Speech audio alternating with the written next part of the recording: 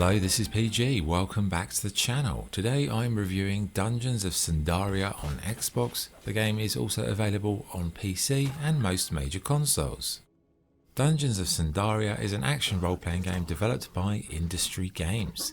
The game can be played solo or in a 4-player couch co-op mode. Okay, gameplay. Well, you start by creating your own character from a variety of classes, races, and you can alter some of their cosmetic items too. Then you're free to explore a variety of regions available via the world map.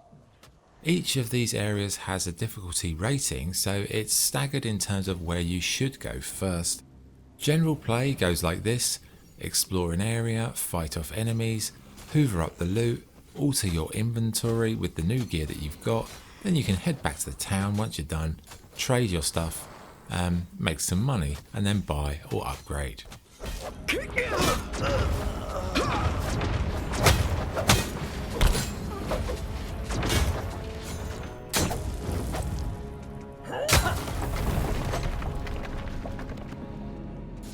In terms of combat, I opted for the dwarf character, and it was sort of hand to hand, attack, block, dodge, jump, etc. Pretty basic stuff.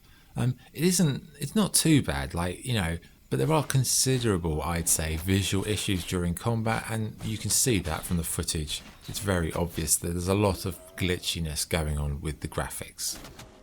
Your character will level up and unlock new moves over time. These moves can be allocated to buttons that you desire, a bit like the Diablo games.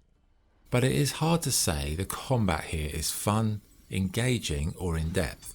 I found it pretty tedious, quite repetitive, and appalling to observe, I would say, is a fair assessment.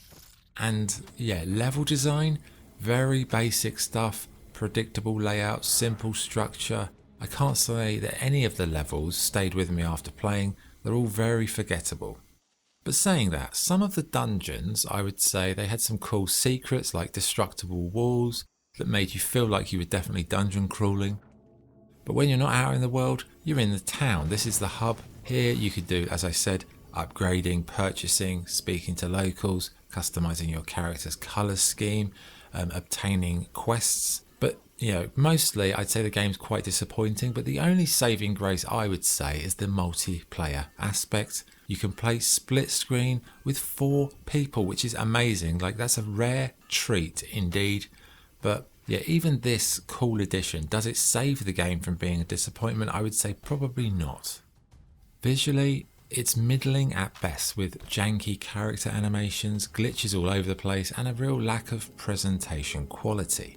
The inventory screen is poorly designed, font sizes aren't great, and it's really just odd how the loot as well is organised, and the equipment section too.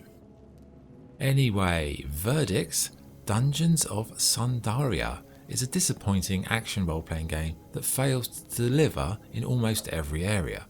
The combat is glitchy, the levels are unimaginative, and the whole experience will leave you underwhelmed.